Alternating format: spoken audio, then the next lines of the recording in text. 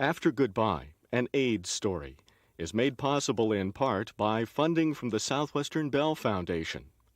American Airlines, providing daily flights to Europe and offering the American Airlines Advantage Travel Awards program since 1981. And by Abbott Laboratories, providers of innovative healthcare products worldwide.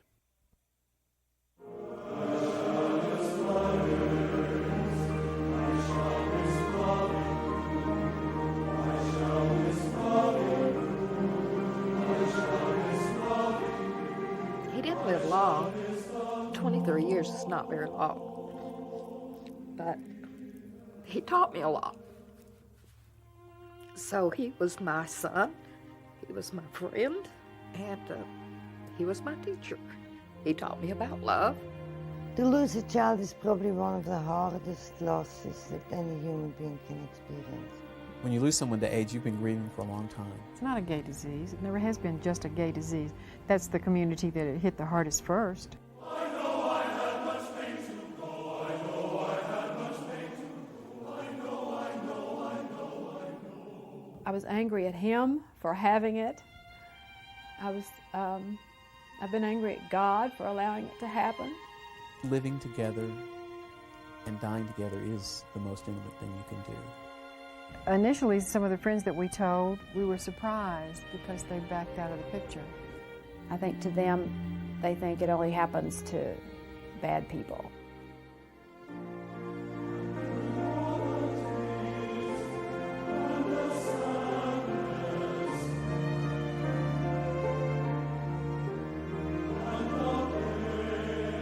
Music is the language of love, but for us it's become the language of grieving as well. We're never given more than we can really handle, but we certainly think this is more than we can handle. I do not fear death. I think that death will come as a relief.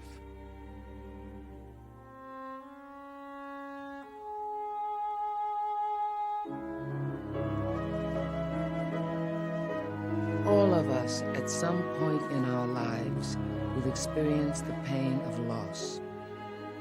We will grieve.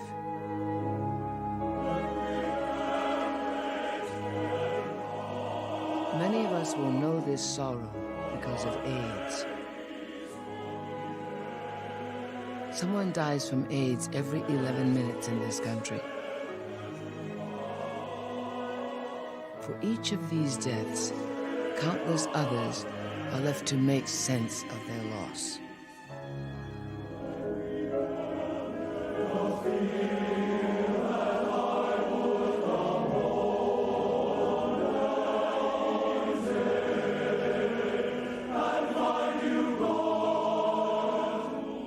For the Turtle Creek Chorale, grieving has become familiar. This chorus of 200 men has lost 60 of its members to AIDS.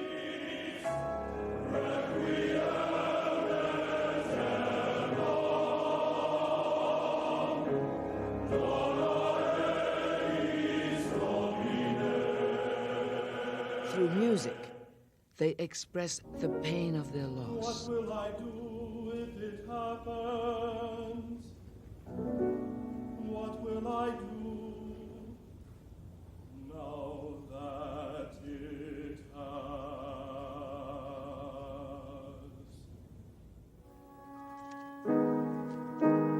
Okay, good. That's the way that segue goes. The entrance has to be just like you were the other night. Right on, perfect diction, and it's got to happen. I came on 5 years ago to conduct a chorus, and we began this spiral of grief. And find you gone the first time, and then a really, really nice echo, and then we're out of there. I rebel inwardly against the role of father, spiritual guide. I don't want any of those. I want to be the conductor. And yet, what they need is 10% conductor and 90% love symbol. When an emotional injury takes place, the body begins a process as natural as the healing of a physical wound. Let that process happen. Trust the process and surrender to it. Know that the pain will pass. And when it passes, you'll be stronger and happier. You'll be more sensitive and more aware. Now let's do bottom of page 3.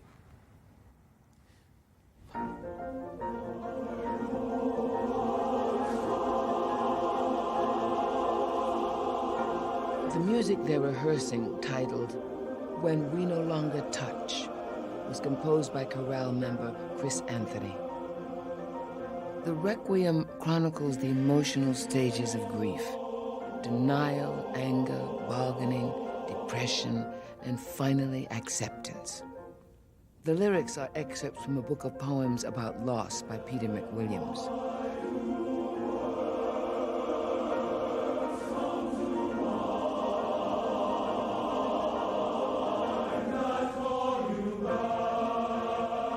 Why do words come to mind that call you back?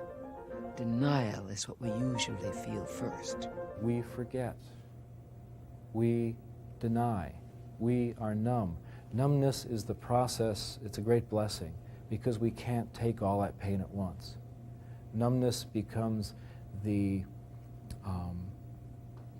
it's like the transformer that steps down all that pain, all that grief, all that fear, all that hurt, all that anger. It steps it down, and then we get it fed to us gradually, gradually, gradually over however long the period of time is, a year, 2 years. There is usually denial at first, until it sinks in, my God, it's true. Then I go through a lot of anger. Why did this have to happen? Why me? Then they bargain with God usually. If you only do this and that, I'll give you something. It's a bartering. Nice, peaceful period, temporary truth. Then they go through very great depression. They mourn all the things they don't have anymore, their losses, 100 little deaths. And at the very end, if they are allowed to express their anger and their depression, they will reach a stage of acceptance. Swiss-born psychiatrist Elizabeth Kubler-Ross has spent most of her lifetime studying the emotions surrounding death. Her work is known and respected worldwide. She continues to conduct grief workshops here at her farm in Virginia. We have to resolve a loss. We cannot move on unless we have resolved some previous losses, and life is nothing but one loss after another.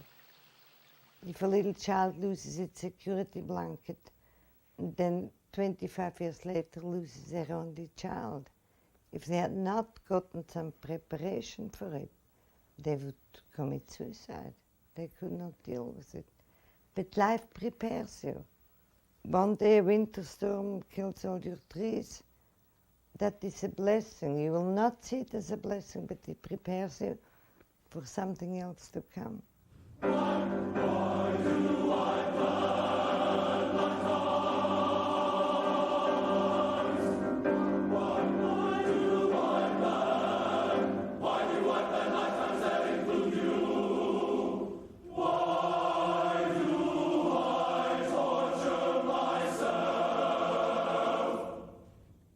My mother died almost 2 years ago to today, after being in a coma for 7 weeks. And 6 months later, Jim died.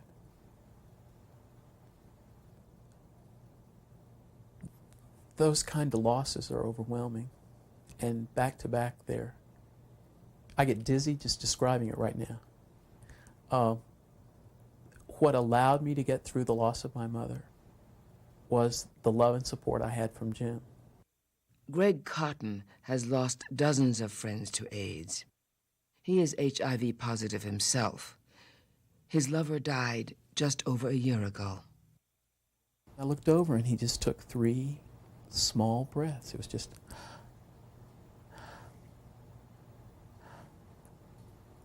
and he was gone. And I was thrilled for him and horrified for me. the hardest thing to do was leave that room, knowing that I wasn't going to get to be with that form.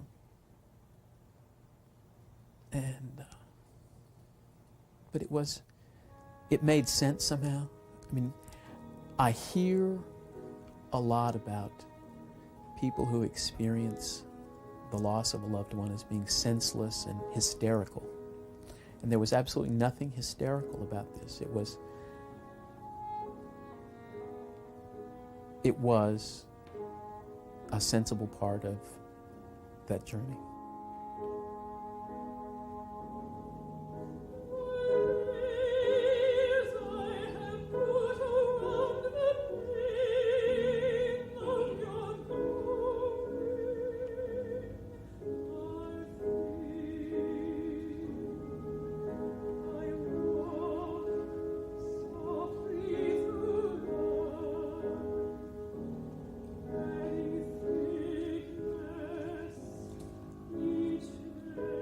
I walk softly through life, adding thickness each day, is exactly what happens.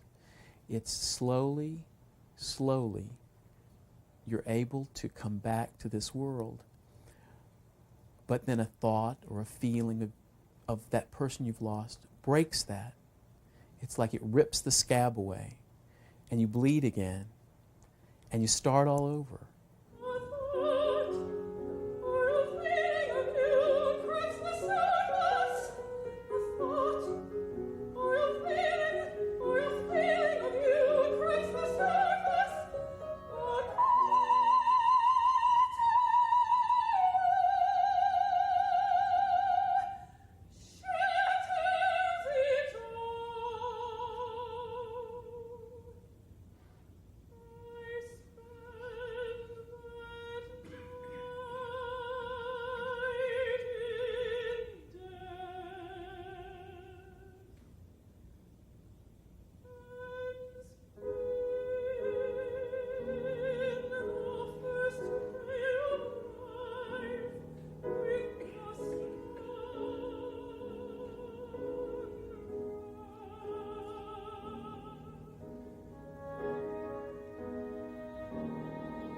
And, there was that, oh my God, what am I going to do? How am I going to deal with this? Is it going to be quick? Is it better if it's quick? Or is it better to live, to the very last moment and through a lot of pain and suffering? For Randy Ray, the Turtle Creek Chorale is family. A family he can count on to understand when others cannot. The reasons that my father won't, will not tell anyone that it's AIDS, have to be the classic ones. I mean, the obvious ones. He's ashamed of it. He feels shame for my sexuality, for the fact that I'm gay, and he's ashamed of this disease.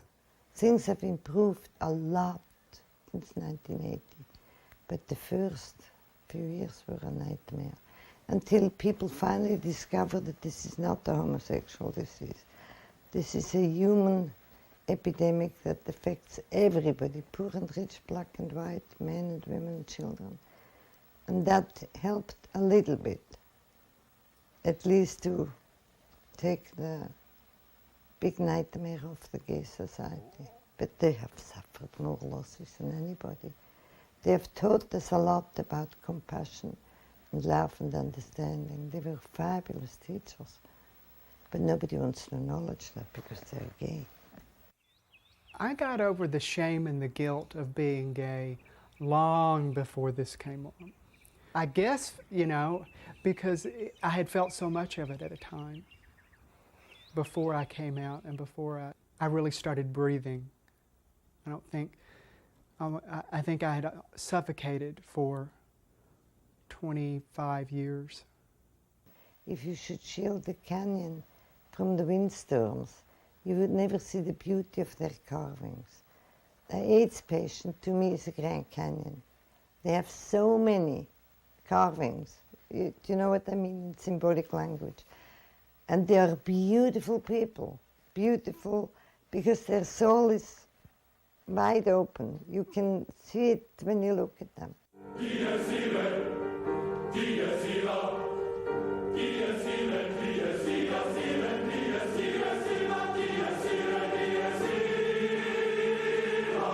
There are people that do care about you and they will be there for you. I've also learned that there are other people out there who truly, truly hate.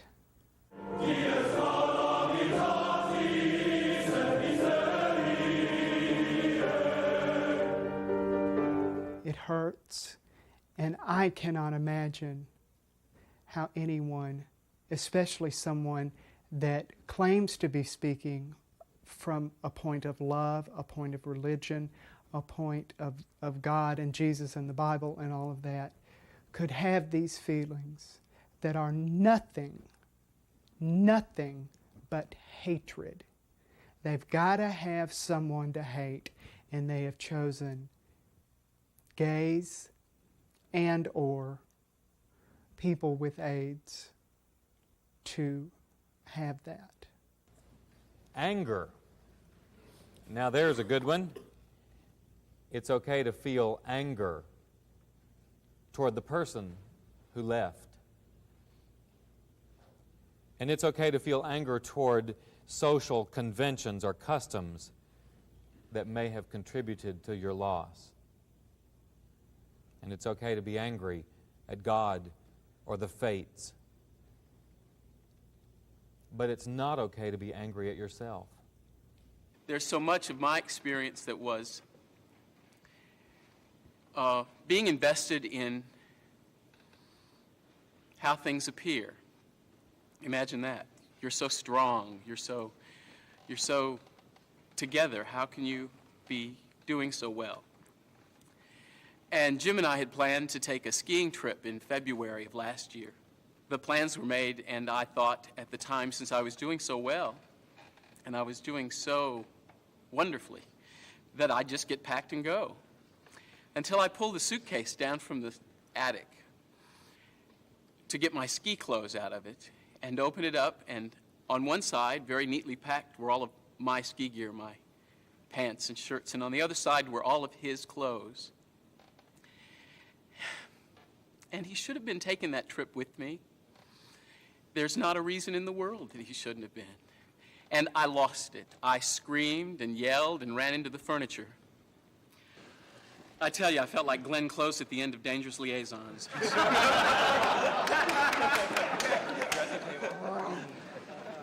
But I just didn't have a choice.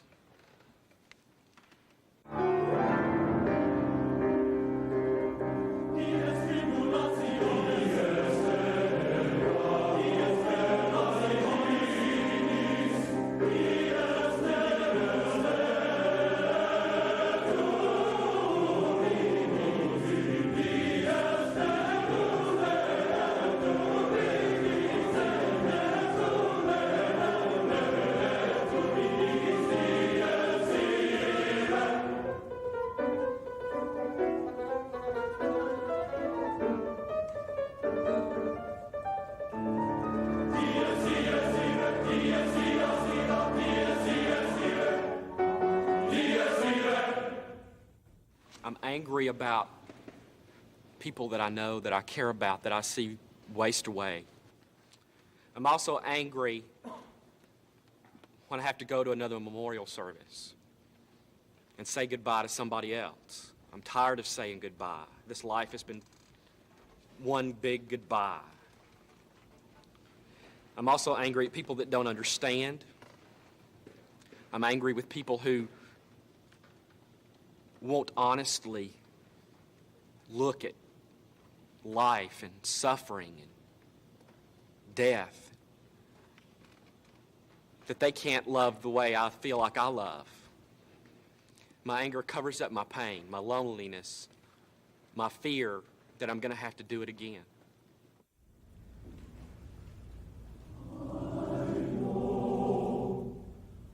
I know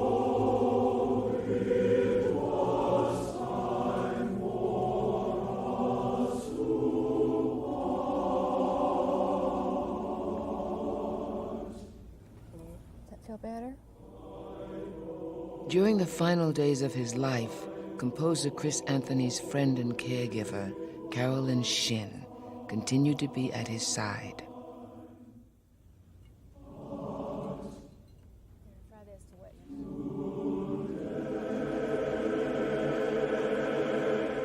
I've lost my mom and dad that were close to me, and my aunts and so forth, but they've always been older. Chris was so young, and we'd really talked about things that I'd never talked about dying and what happens after you die, what he wanted done. I love you. One of the hardest things probably was to call his parents and tell them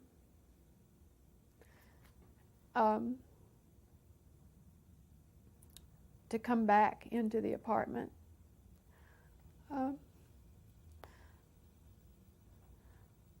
To even change the sheets on the bed. To hear his voice on the answering machine. To see his handwriting. When Carolyn called and said Chris died this morning, I immediately thought, but today? Why today? If only we had one more day, it would be okay. Bargaining. It's part of the grieving process. Even when we think we're ready, death comes too soon.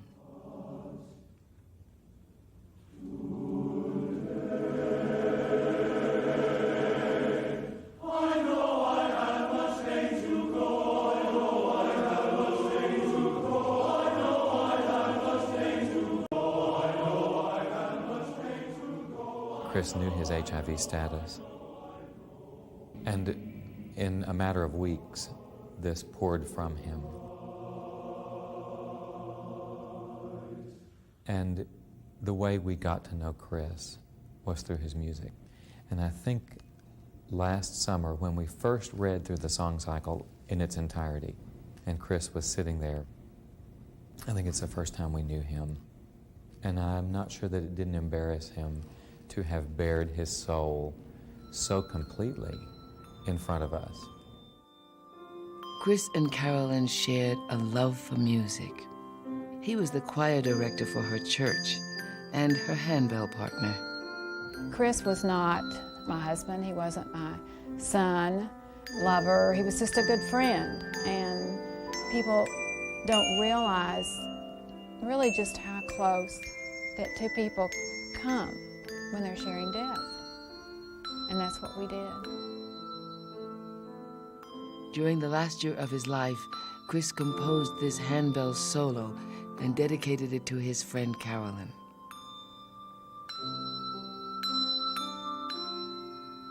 As far as emotions, I've never been an emotional person. Everything was always bottled up, and that's the way you're supposed to do. You're supposed to handle it. But in the last couple of years, that's changed a lot for me. I have a lot of friends that were very supportive, and my counselor helped.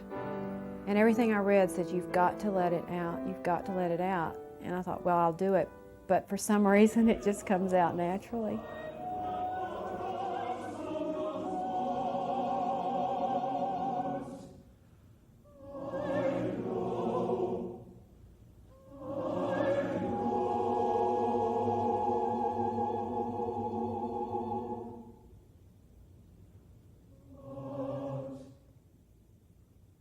Everybody in the chorale is at a different stage in their life in the grief recovery process. Because as you know, with Chris's death today, we lost David Bassett last week. We have Randy in the hospital. And we have Miguel, who was put in a nursing home yesterday. And so you can't go through the process equally with all four of those people at one time, not to mention the other people that we know are ill. So you have to take a group in so many different stages and come to a consensus that for this moment, we are here and we are helping other people.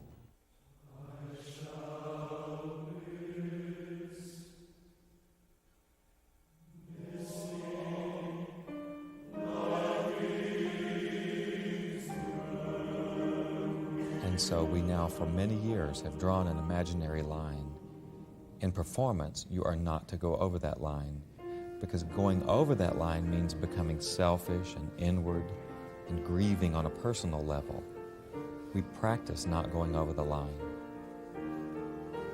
But then there are times in rehearsal when we've just lost a member like Chris, and we come together and we say, let's remember what he meant to us, and the good times and the laughter and all the things we went through with Chris.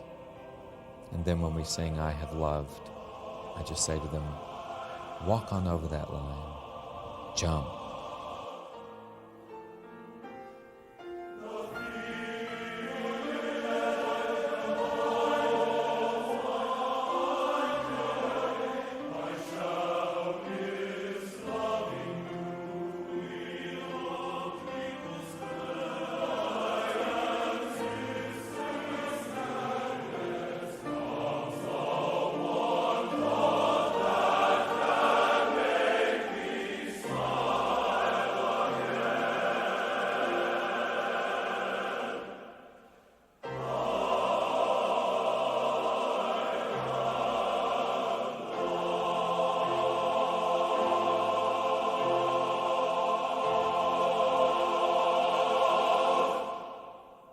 Given the circumstances of today, there's not a line. The line was erased. I don't know what we're going to do tomorrow. 190 people singing Chris's last gift. That sounds wonderful. It sounds melodramatic and couldn't have been scripted any better. Only none of us would have written it that way.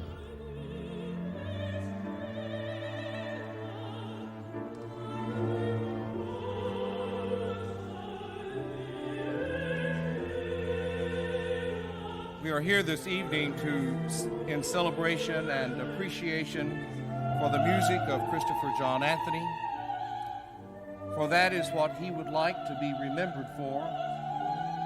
But we cannot celebrate Chris's music without also celebrating his life.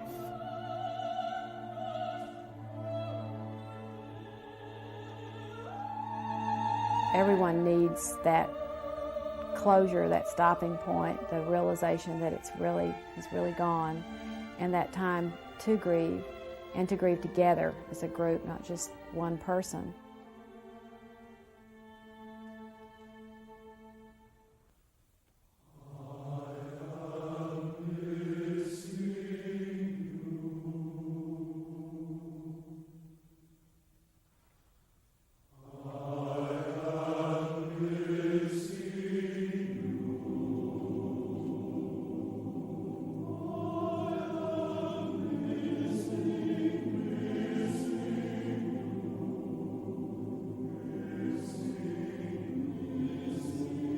Depression. Now on this one it'll be take a number. I have been depressed all my life.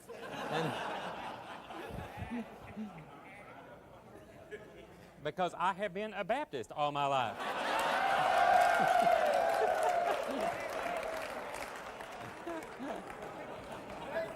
I am, in fact, a recovering Baptist. Okay.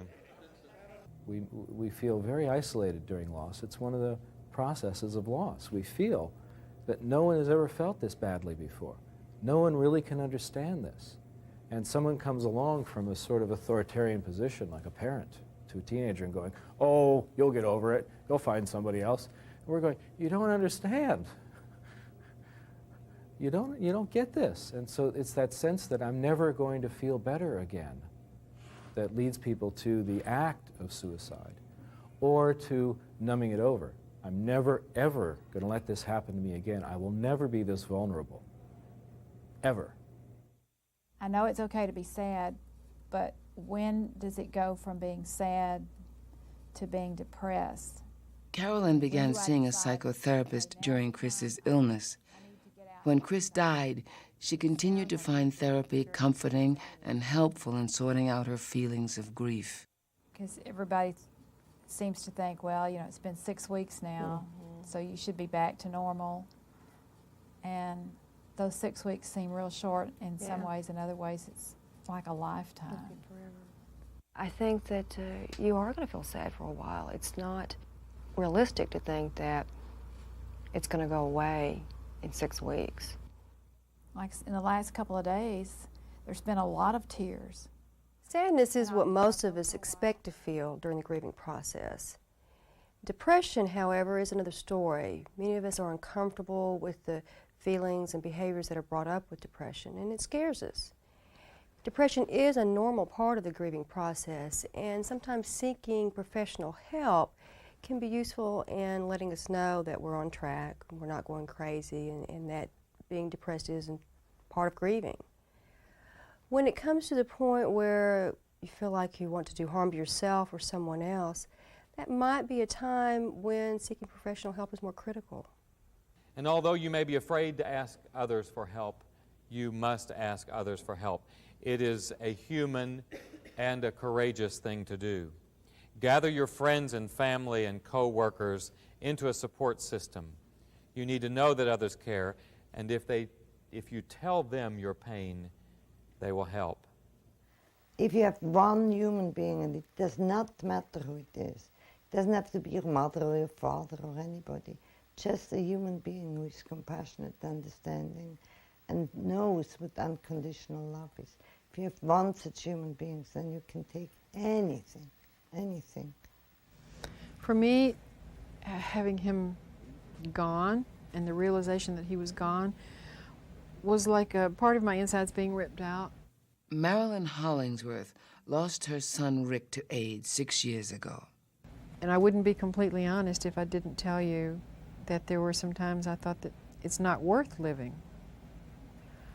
If I hadn't had my life partner and my main support, I probably wouldn't have done nearly as well as I did. Come on in. For Marilyn, getting involved and reaching out to others has helped bring some understanding to her loss. I got most of the materials. I got a lot of materials to work with. It's taken me 6 months to get these together. She created a quilt panel for her son shortly after his death, and now spends countless hours running the Dallas chapter workshop for the Names Project AIDS Memorial Quilt. It was one of the most healing things that I have ever done, was making a panel for him.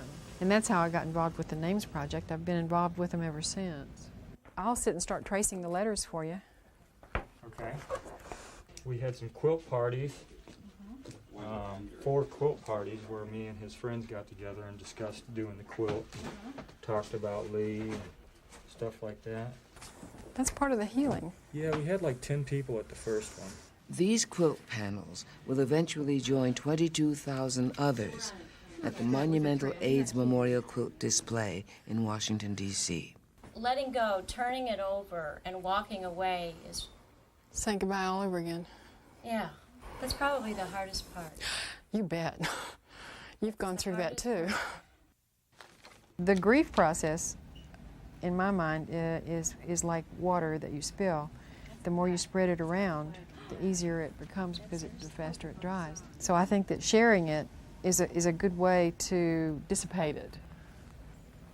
There are a lot of people out there that we could reach that don't have anybody to talk to like we all do. Marilyn still attends a parent support group she and her late husband, Dick Hollingsworth, started when their son was first diagnosed with AIDS. Many of you have been through what we're going through, and you reached out to complete strangers, but yet when we came, we didn't feel as a stranger.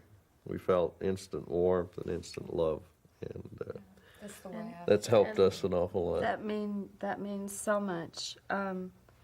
Your friends can support you, but if, as we all know, if you have not walked in someone's shoes, you really don't know what the feelings and the emotions that you go through. My neighbor, who's been my friend, who was my friend for 23 years, and her daughter and my son were like brother and sister. And there is no way that she could not have known that Chris was dying. Yeah. And she did not come to my house in a year. Yeah. Her daughter came, but not her. It's very hurtful. And they don't realize, you know, it's just like shutting a steel door and I deal with fear daily, in places such as my job. I don't feel like I'm free to share, but you know, I think when I weigh everything out that I've seen and experienced through all this, it's strange, but I don't know that I would change it. I don't think I could take for what I've learned about love and compassion, human understanding. People in this room tonight have shared the fact that they got, you know, love and compassion and understanding, but there are a lot of stories, you know, from people who didn't. One of the members of this group was asked not to come back to her church because her son had AIDS, you know, and that was incomprehensible to me. And I would love to see the Christian community respond in a Christian manner to this disease rather than only a few of them. I have been to church twice since Doug has been diagnosed. And that doesn't mean that I don't spend my quiet time because I have my daily devotions and my quiet time that I go through. But I have found that when I go to church, in a way, I feel like I'm a hypocrite sitting there, because to me, yes, it is a church of God, but yet the hierarchy is mandating that they don't accept the gays. And by me going inside those doors, I'm accepting their decision. And so I've been to church only twice, and I don't know when I'll go back. Many parents who lose gay sons to AIDS struggle with accepting their son's sexual orientation as well as their deaths.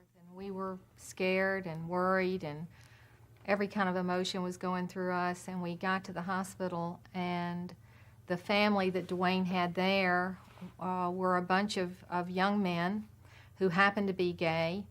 And for the first time in my life, and I think Doug would agree, we saw these people as people just like us because we got to know them. If you ever wanted to know what love was about, you needed to be in that room with those men around our son to see what love was really like. And they have taught me a lot about life. I was prejudiced against homosexuals, and I wasn't hostile and I wasn't hateful, but I was prejudiced and I was uncomfortable. And these people just surrounded us and took care of us. And it was a very different experience. Been very different since then. You know, so many parents have said to me, well, what do you think I did wrong? Well, the answer to that is nothing. They did not have a choice. It is not a conscious choice. They did not choose to be gay. Those that have children that are gay, and it doesn't matter how they got AIDS. Well, as parents, we all know that we have enough guilt trips we don't need any more, you know, in raising children, but it is definitely not anything that parents do. When I first learned our son was gay, I had a little bit of shame, and it wasn't anything I would go around, you know, just advertising or telling everybody about. But that didn't last very long, and again, the way he handled his illness and his dying and his life while he had the illness, I'm tremendously proud of him and was throughout that time. The guilt, I wasn't a good father to him, and I'm guilty about that, particularly the next to the last time he was in the hospital. I just kind of withdrew and closed up, and I'm guilty about that. I still regret that. But when it comes down to, are you embarrassed about his being gay? Or are you dealing with the fact that he has AIDS? You know, I knew long before he got sick, but being gay was totally irrelevant. The fact was that I'm dealing with the big picture, and the big picture is that he is terribly sick. And whatever I can do to make life easy for him, that's what I chose to do.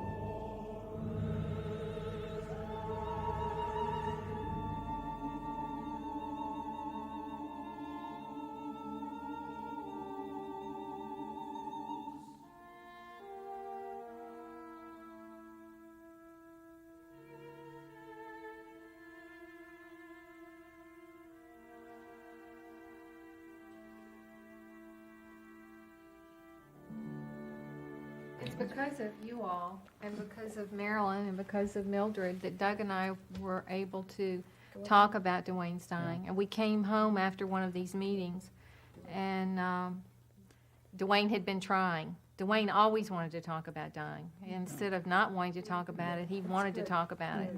So that gave us the ability. We said, okay, if you all could do it, then we could do it. We lost our son mentally The almost dementia. by the time he was diagnosed, and he began to lose control of his legs and arms, and then when the last 6 weeks, I guess there wasn't much of communication at all. So we didn't talk about the things. We feel people that have had a chance to talk about it are fortunate in a way, if you can say it that way. Like Chris, he lived for 24 months, and he died at home. We made that choice, and I'm really happy that we did, because I gave birth to him, and I wanted to be there with him. And had he been in a hospital, I would not have been able to do that. We had a long discussion one night, and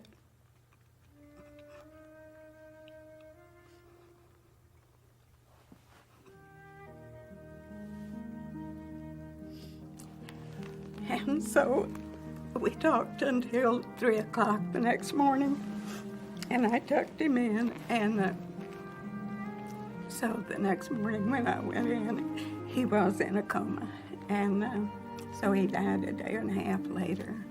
But he died in peace. He was peaceful, and he was okay in every way of his life, and I feel secure in knowing that he is okay.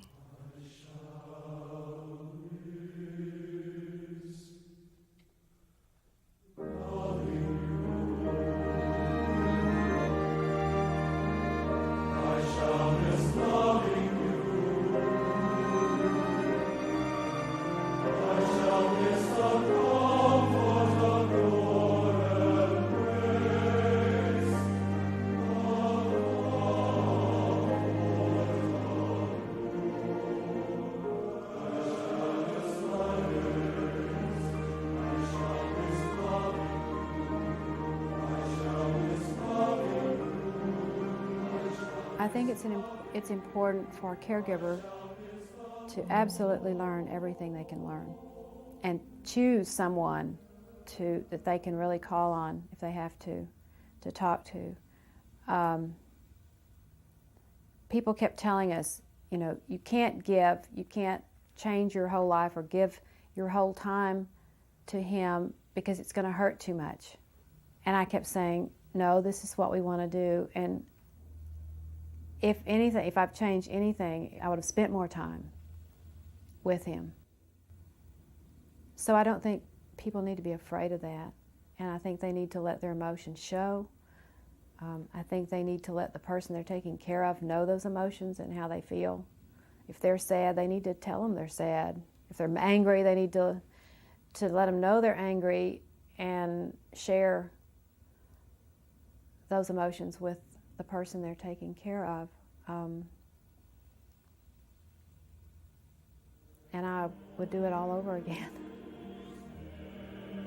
Be no question.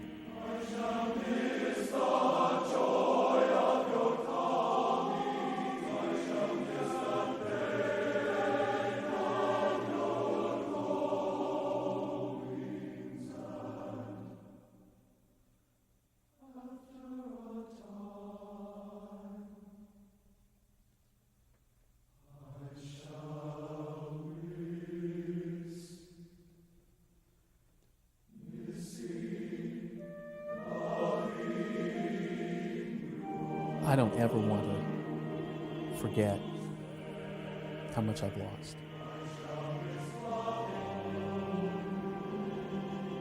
I can really choose, what I do with that pain, but I don't want to forget it.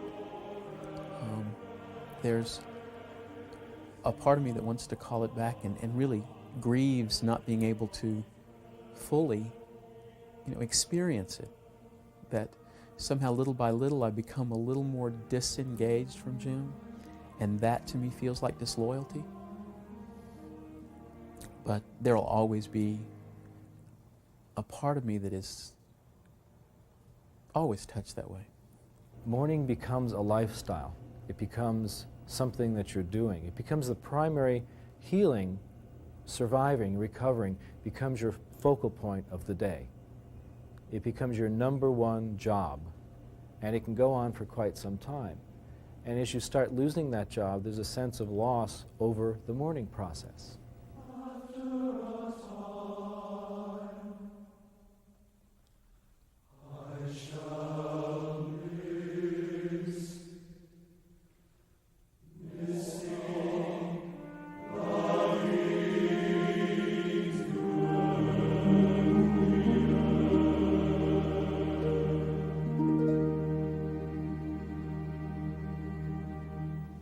When you're in the midst of loss, you can only see this far because you're in too much pain. But if you are after or towards the end of the loss, when you begin to reach a stage of acceptance, you are awed about the inner strength of human beings. It's incredible how strong some beings can be.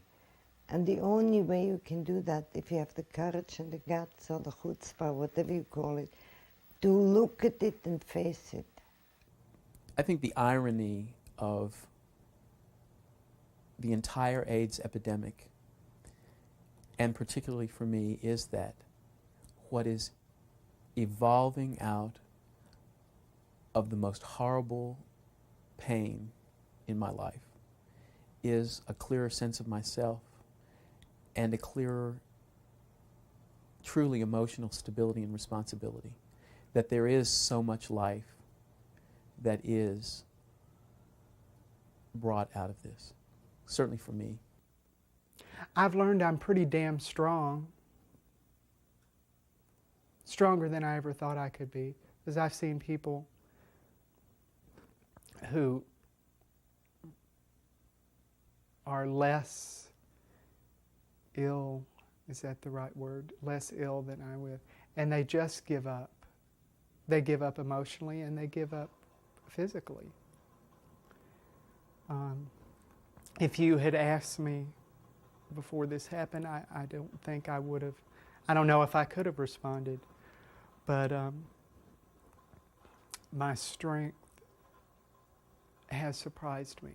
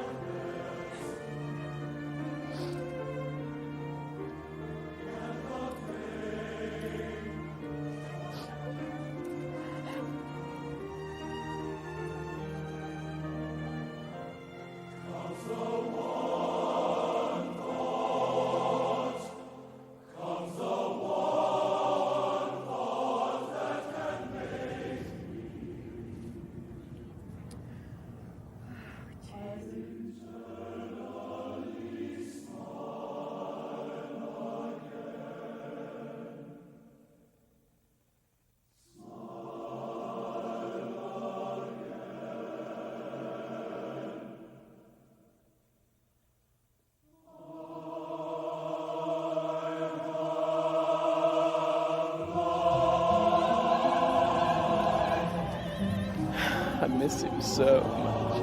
I mean, he just was great. A great friend, a great guy.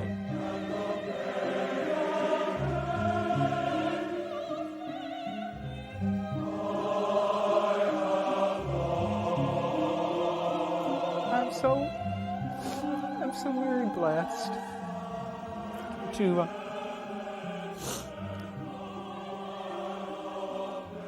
have him. I don't know what I'd do if I didn't have that organization.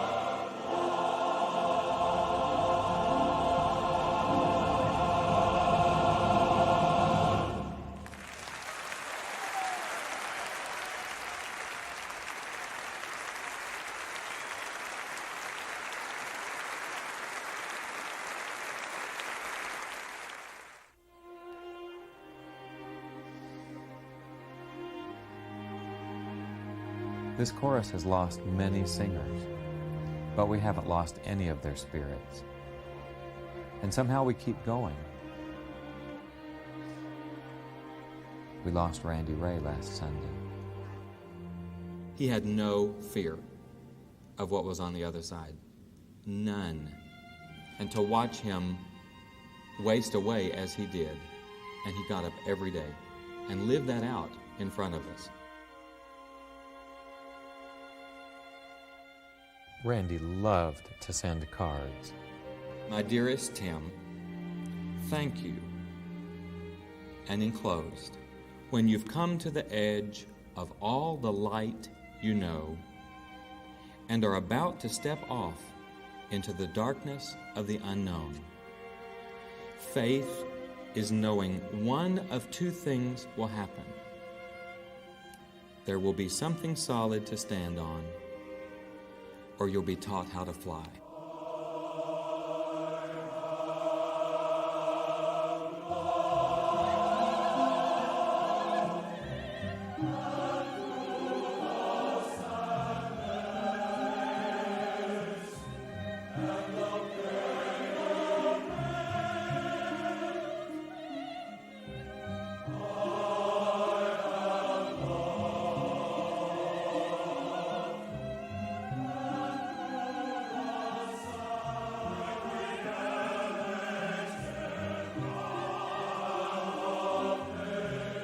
Those of us who have been touched by the tragedy of AIDS have been forever changed.